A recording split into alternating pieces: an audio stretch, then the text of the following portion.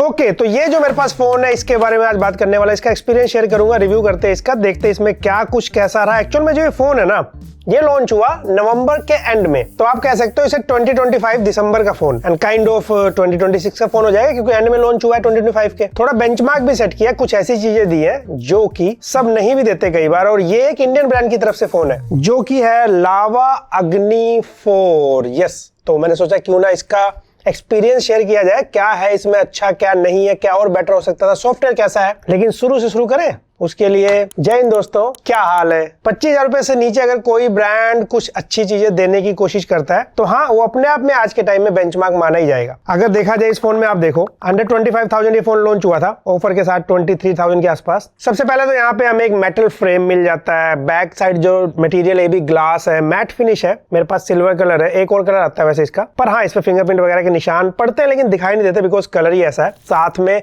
थोड़ा camera design भी unique है, मतलब ये फोन थोड़ा अलग दिखता भी है। आई विश यहाँ पे अग्नि की ब्रांडिंग ना किया होता, थोड़ा और मिनिमल डिजाइन हो जाता, लेकिन हाँ इन्होंने डिजाइन को किया है क्योंकि डिजाइनर मैं नहीं था।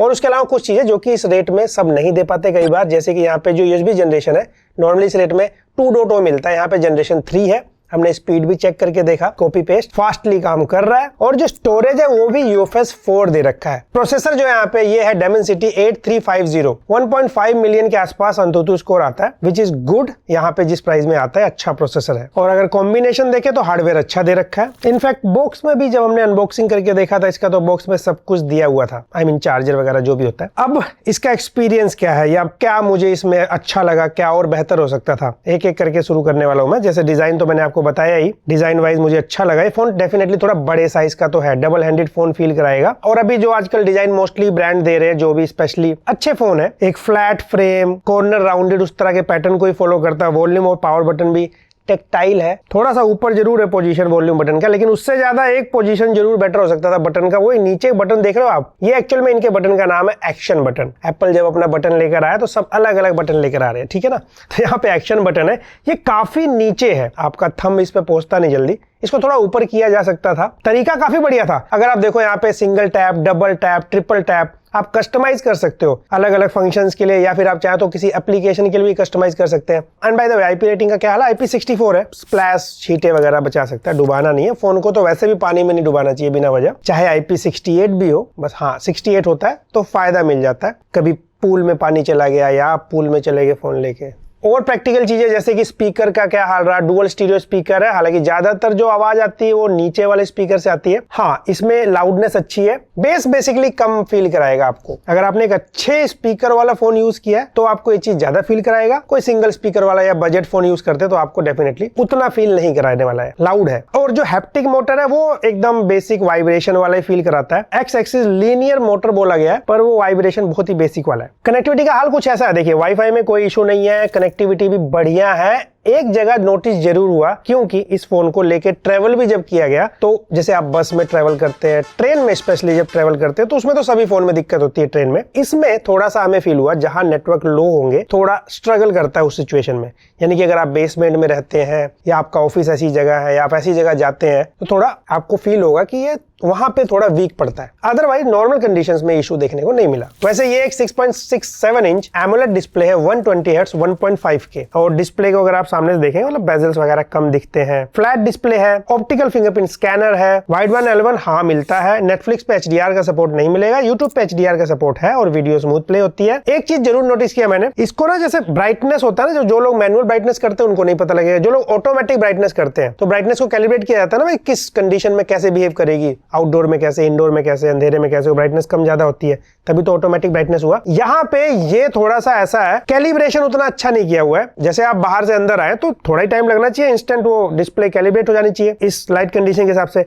पर वो मैं फोन चला रहा हूँ, चलते चलते चलते चलते होता रहता है, ज्यादा हो जाता है, फिर मुझे थोड़ा सा बढ़ाना पड़ता है। वो उतना सॉफ्टवेयर के साथ कैलिब्रेट होके इंस्टेंट रिजल्ट देता नहीं जैसे ऑटोमेटिक ब्राइटनेस को देना चाहिए, तो मैनुअल करना पड़ता है ज्यादातर टाइम। और जो लोग मैनुअली हमेशा करते हैं फिर उनको तो नहीं पता लगेगा। मैं तो अपने फोन की ब्राइटनेस ऑटोमेटिक रखता हूँ। बाकी डिस्प्ले क्वालिटी, जो कलर आउटपुट है, देखिए ये थोड़ा वैसा है। बाय डिफॉल्ट जो आया ना, उसको सेटिंग में जाके जो डिस्प्ले ऑप्शन में कलर हल्का सा चेंज करना पड़ता है। बाय डिफॉल्ट वाला उतना अट्रैक्टिव नहीं लगता, क्योंकि अगर कोई फोन लेगा मोस्टली यूजर तो सेट भी नहीं करेंगे। मैं ये नहीं कहूंगा इस रेट में सबसे बेस्ट कलर लाके दे रहा है, but still it's a good display. तो अगर थोड़ा सा सेट करेंगे तो डिस्प्ले अच्छी लगेगी। और अभी मैं इसके ना थोड़ा परफॉर्मेंस सॉफ्टवेयर की बात करने वाला हूँ, थोड़ा सा इस पे बात भी कर लेता हूँ, क्या दिया क्या और दिया जा सकता था। देखिए परफॉर्मेंस के लिए तो मैंने आपको यहाँ पे वैसे बताया ही कि Dimensity 8350 प्रोसेसर है, गुड प्रोसेसर, उसी के साथ UFS 4 भी है, तो कॉम्बिनेशन अच्छा है। और ये फोन अगर आप डे टू डे लाइफ में यूज करते हैं, फोन फास्ट फील कराता है। अगर आप देखेंगे मतलब लगता है कि मैं कोई एक ऐसा फोन यूज कर रहा हूँ जहाँ पे ऐसे कोई ज्यादा लैग, हैंग या फिर UI फास्ट फील कराता है, लगता है फोन चलाने में बढ़िया लगता है। कुछ चीजें जरूर, जैसे कि इसमें YouTube या YouTube music, Google photos application 60 hertz पे चलती है। एक सॉफ्टवेयर अपडेट आया अभी तक, लावा वैसे कभी कभी सॉफ्टवेयर अपडेट देता है, एकदम वो ब्रांड नहीं है कि जो एकदम नहीं देता। अभी YouTube यहाँ पे 120 हर्ट्ज पे काम कर रहा है, लेकिन YouTube म्यूजिक और फोटोज ऐप नहीं है, अभी वो 60 हर्ट्ज पे है। और परफॉर्मेंस में अगर आप गेमिंग या हीटिंग का जानना चाहते हैं, देखिए हीटिंग करते हुए फोन नहीं दिखता, बैलेंस है, अच्छा है, थर्मल वगैरह मैनेज किया हुआ है। हालांकि अभी विंटर का टाइम भी है, लेकिन और भी फोन टेस्ट किए जाते हैं ना, तो वीडियो कॉल से लेके हर चीज की गई इस फोन से। गेमिंग का हाल कुछ ऐसा था, गेमिंग भी अच्छी कर सकते हो आप, लेकिन अगर आपको लगता है कि आप गेमर हैं, उस तरह के गेमर जिनको लाइक जेंसिन खेलना है या फिर BGMI खेलना है, लॉन्ग टाइम तक खेलना है, प्लेयर टाइप है आप, और कंसिस्टेंट फ्रेम रेट चाहिए आपको, तो थोड़ी देर बाद उतने कंसिस्टेंट फ्रेम नहीं आते। इन शॉर्ट अच्छी गेमिंग कर सकते हैं आप, लेकिन अगर आप गेमर हैं, ज्यादा ही गेमिंग करने का आपको कुछ प्रेफरेंस है, तो हाँ 25,000 रुपए आप खर्चा कर रहे हैं, आपके पास अदर ऑप्शंस मिल सकते हैं, लाइक iQOO Neo 10R है या कुछ ऑप्शंस मिल सकते हैं, तो वो बेटर है इससे। और मेनली बात करते हैं सॉफ्टवेयर का क्या हाल है। तो यहाँ पे एंड्रॉइड 15 के साथ लॉन्च हुआ था, ये 16 नहीं आया था, जबकि 16 के साथ भी लॉन्च किया जा सकता था। हालांकि इकलौता ब्रांड नहीं है ये, Xiaomi Redmi Note 15 आया है अभी, 2026 में भी उनके पास एंड्रॉइड 15 है अभी। तो लावा ने अगर ये कर दिया तो मैं इतना बड़ा वो नहीं कहूंगा, लेकिन हाँ दिया जा सकता था। वैसे यहाँ पे फ्यूचर में इसको 3 साल का सॉफ्टवेयर अपडेट यानी कि एंड्रॉइड अपडेट एंड 4 इयर्स 4 साल का सिक्योरिटी अपडेट देने के लिए कहा गया। और मैं यहाँ जानना चाहूंगा, अगर कोई लावा अग्नि का पिछला वाला वेरिएंट यूज कर रहा है, कुछ सॉफ्टवेयर अपडेट कितने मिल रहे, कैसे मिल रहे, कमेंट सेक्शन में बताइए, मुझे भी पता लगेगा और व्यूअर्स भी देखेंगे। और सॉफ्टवेयर का हाल कुछ ऐसा है कि देखिए क्लीन UI जो आप सुनते आए हो, मतलब कोई एक्स्ट्रा फालतू एप्लीकेशन नहीं, ऐसे UI कहाँ ही बचे हैं अभी। गूगल पिक्सल है एक, तो दूसरा आपके पास OnePlus होता था, लेकिन अभी उसमें भी ओप्पो का ब्लड आ चुका है पूरी तरह से तो उसमें भी अभी ओप्पो वाला एक्सपीरियंस मिलता है, कुछ कुछ चीजें थोड़ा अलग टच दिया गया उसको। उसके बाद नथिंग में भी धीरे धीरे एप्लीकेशन आ रही है, ज्यादा नहीं आई अभी, लेकिन ये पिक्सल के बाद कह सकते हो इसमें कोई थर्ड पार्टी एप्लीकेशन या ब्लोटवेयर नहीं मिलते। इससे देखा जाए ब्रांड अपनी एक्स्ट्रा अर्निंग भी नहीं कर पाता और यूजर के लिए बढ़िया रहता है। और UI का जो हाल है ना कि कैसा लगा UI, क्योंकि मार्केट में हमारे पास इतनी सारी UI है, colour OS, Realme UI, Hyper OS है, One UI है, और भी जो आपके मन में आ रहा है, कहाँ स्टैंड कर रहा है ये एक्चुअल में। इसको आप उनसे कंपेयर करेंगे तो कई मामलों में थोड़ा सा लगेगा कि और आइकन से लेके कस्टमाइजेशन या कुछ फीचर्स की कमी आपको फील करा सकती है, थोड़ा सा लगेगा, थोड़ा और इसको स्टाइलिश मॉडर्न कराने की जरूरत है। लेकिन ऐसे जो फीचर्स होते हैं ऐसे कमी ज्यादा फील नहीं कराएगी। नॉर्मली जितने फीचर्स मिलते हैं, काफी सारे फीचर्स आपको मिलते हैं UI में। कुछ ऐसे फीचर्स जो डे टू लाइफ में, जैसे डुअल ऐप आप क्रिएट कर सकते हैं, ऐप लॉक का ऑप्शन मिलता है, इंटरनेट स्पीड मीटर मिलता है, कॉल रिकॉर्डिंग पॉसिबल है without announcement. In fact background stream का ऑप्शन, जैसे यूट्यूब को यहाँ पे बैकग्राउंड स्ट्रीम में अगर आपके पास प्रीमियम नहीं है तो भी इसमें लॉक कर सकते हैं, वो बैकग्राउंड में चलता रहता है, पॉडकास्ट सुनना, गाने सुनने। और एक इंपॉर्टेंट फीचर जो कि मैं सोच रहा था इस UI में है कि नहीं, कि फोन लॉक है तो क्या उसको हम शट डाउन कर सकते हैं, आई मीन पावर ऑफ, क्योंकि कई बार फोन चोरी हो गया तो फोन तुरंत स्विच ऑफ कर देता है कोई, इस तरह की सिचुएशन में बिना पूछे कोई भाई स्विच ऑफ ना करे। तो यहाँ पे ना ऑप्शन अंदर जाके यहाँ मिलता है, एंटी थेफ्ट वाले ऑप्शन में यहाँ पे इसको ऑन करते हैं ना तो शट डाउन पासवर्ड वेरिफिकेशन का ऑप्शन है, तो ऑन कर सकते हैं। तो ये सारी चीजें हैं। अब वो चीजें जहां पे ये बेटर किया जा सकता था, जैसे पहला मैंने कहा ऐप लॉक है। अब इस फोन के साथ क्या हुआ कि ऐप लॉक में मतलब आप फिंगरप्रिंट भी लगा सकते हैं, पिन भी लगा सकते हैं। कई बार वो फिंगरप्रिंट वाला ऑप्शन मांगता ही नहीं है, तो भाई वो आपको पिन एंटर करना पड़ता है। तो ये एक सॉफ्टवेयर रिफाइनमेंट में आ जाएगा कि इसको बेटर करने की जरूरत है। दूसरा सर्कल टू सर्च इसके अंदर है, बट ये ना थोड़ा सा ऐसा लगता है सर्कल टू सर्च इनको देना था, उसको बाईपास करके बना रखा है। बाईपास का मतलब जैसे इस पे टैप करते हैं थोड़ा अलग तरीके से, देखिए सर्कल टू सर्च का वो मैसेज आता है, सर्कल टू सर्च हो भी जाता है, एक स्क्रीनशॉट लेता है, लेकिन वो स्क्रीनशॉट आपके फोटोज एप्लीकेशन में जाके सेव हो जाता है। रिजल्ट वही है गूगल लेंस वाला, लेकिन ये थोड़ा इस तरीके से प्रॉपर सर्कल टू सर्च जैसे आते हैं वैसा नहीं है। और हाँ, इनकी भाई कोई भी गैलरी एप्लीकेशन नहीं है, जो कि होना चाहिए। तो इनका क्या है कि वही गूगल फोटोज यूज करते हैं, जब आप कैमरा से फोटो भी क्लिक करेंगे तो गूगल फोटोज में जाएगा। और अगर हमने कोई third party gallery app download किया, उसको बाय डिफॉल्ट बनाने का ऑप्शन नहीं है, तो आपको गूगल फोटोज को ही यूज करना पड़ता है। और व्हाट अबाउट रैम मैनेजमेंट का क्या हाल है? 8 GB रैम के साथ ही आता है, वेरिएंट 2 है, रैम 8 GB होगा। तो 8 GB के साथ इसका हाल ऐसा है कि एक तो यहाँ पे ड्यूरा स्पीड का ऑप्शन है, भाई इसको ऑफ करना पड़ता है, और ना इतने नोटिफिकेशन देता है कि हमने ये एप्लीकेशन किल कर दिया, हमने वो कर दिया, परेशान हो जाते हैं, तो उसको ऑफ करना पड़ता है। ऑफ होने के बाद भी अपना रैम मैनेजमेंट वाला काम करेगा,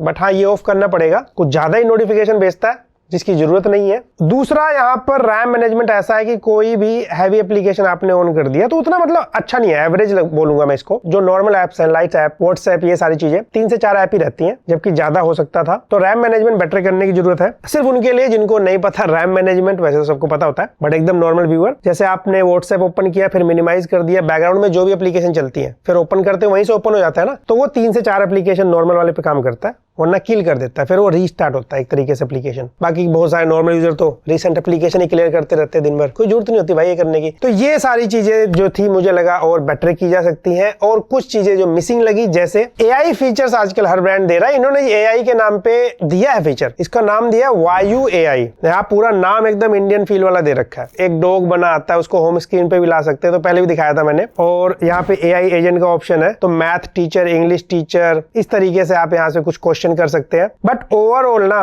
इनको यूआई में इंप्लीमेंट करना चाहिए। जैसे कुछ अब क्योंकि गैलरी एप्लीकेशन ही नहीं है अपनी, तो वहां पे होती तो वहां पे इंप्लीमेंट किया जा सकता था, कुछ इमेज क्रिएट कराना हो या कुछ कराना हो, या बाकी यूआई में स्मार्टली, जैसे अलग अलग ब्रांड कोई अपने नोट्स में इंप्लीमेंट करता है, कोई अपनी गैलरी में इंप्लीमेंट करता है, कोई अपने ब्राउजर में करता है, अलग अलग जगह बेसिकली यूआई में उसे इंटीग्रेट किया जाता है। तो इस तरीके से इनको करना चाहिए, क्योंकि यहाँ डेडिकेटेड अलग से जाना पड़ता है। ये ऐसा लग रहा है कि अलग से एक सॉफ्टवेयर दे दिया गया, उसके अंदर हम सारी चीजें कर रहे हैं, जैसे कि हम किसी वेबसाइट पे जाके बहुत सारी चीजें कर सकते हैं। तो ये चीज थी। अदरवाइज ये फोन अपने आप में फास्ट फील कराता। हाँ, कंट्रोल सेंटर जैसे नए वाला भी है इनके पास, तो यहाँ पे जैसे एनिमेशन है ऐसी डायरेक्टली है, कोई अलग से एनिमेशन नहीं है। या फिर कोई एप्लीकेशन ओपन करो तो प्रॉपर क्लोज होती है, कोई एनिमेशन मिसिंग लगता है। लेकिन क्योंकि ऑलरेडी वो एनिमेशन इतने फास्ट होते हैं कि फील नहीं कराता, जब हम नोटिस कर रहे थे तो दिखा। पर यहाँ पे जो मुझे मिसिंग या जो बेटर किया जा सकता था वो मैंने शेयर किया। इसी के साथ क्या हाल है बैटरी का, 5000 mAh की बैटरी है। यहाँ पे काफी सारी चीजें जैसे अपने प्राइस में इन्होंने अलग भी करी थी, एडवांस भी दी थी। बैटरी यहाँ पे स्टैंडर्ड दिया था, वरना इस रेट में आजकल कुछ ब्रांड्स, सैमसंग की बात नहीं कर रहा हूं मैं कुछ ब्रांड्स भाई 6000 mAh 7000 mAh बैटरी भी दे रहे हैं। तो यहाँ पे भी स्टैंडर्ड ही है 5000 mAh बैटरी, और साथ में 66 वोट की लेकिन चार्जर है, बॉक्स में है, पीडी चार्जर है। 45 मिनट में ये आपके फोन को फुल चार्ज कर सकता है। बैटरी आउटपुट का क्या हाल रहा है, 2 तरीके से एक्सप्लेन करूंगा। बैटरी बैकअप ये फोन अच्छा देता है, 6 to 7 hour screen on time मिला। स्क्रीन ऑन टाइम डिपेंड करता है आप क्या यूज करते हैं, लेकिन जिस तरह हम टेस्ट कर रहे थे अच्छा मिला। एक यूजर को इससे जरूर कंप्लेन होगी, अगर आप उन यूजर में से हैं कि आप अपने फोन से हॉटस्पॉट बहुत शेयर करते हैं, चाहे अपने घर में शेयर करके रखते हैं, चाहे अपने सेकेंडरी फोन या टैबलेट के लिए शेयर करते हैं, वो जैसा भी आप करते हैं तो हॉटस्पॉट के साथ इसका बैटरी ड्रेन काफी तेज होता है। 2 घंटे के आसपास पूरा फोन, समझ गया ना मेरा कहने का मतलब, रख देना, आपको फिर से चार्ज करना है। तो यहाँ कुछ ऐसा दिखा, नॉर्मली सही चल रहा है, हॉटस्पॉट पे कम चल रहा है। इसलिए कई बार कहा जाता है कि वाईफाई पे बैटरी ड्रेन नेटवर्क के साथ अलग अलग मिल सकता है। एंड फाइनली इसका कैमरे का क्या हाल है। इसका हाल कुछ ऐसा है लावा अग्नि 4 के कैमरे का। देखिए 50 मेगापिक्सल यहाँ पे मेन कैमरा है, ओमनी विजन सेंसर है ये, 8 मेगापिक्सल अल्ट्रा वाइड और 50 मेगापिक्सल सेल्फी है। हमने इससे कुछ फोटोज क्लिक करी है। फोटोज का हाल इसका ऐसा है, कैमरा इसका उतना अच्छा आपको नहीं लगेगा, क्योंकि यहाँ पे आपका जो सैचुरेशन है, जैसे रेड कलर फोटोज में कभी दिखे, कभी ज्यादा हो जाएगा, कभी ग्रीन कलर बूस्ट कर देगा एकदम से प्लांट का। कुछ कंडीशंस में फोटोज ठीक आ जाती हैं, अदरवाइज तो ये बिलो एवरेज है, वैसा कैमरा इसका मिलता है। तो यानी कि अगर आप फोटो वगैरह ज्यादा क्लिक करते हैं और अगर आपने और भी इस रेट में फोन चलाया है, फिर इस पे शिफ्ट करते हैं, कैमरा एक्चुअली में इस फोन में वीकेस्ट पॉइंट है।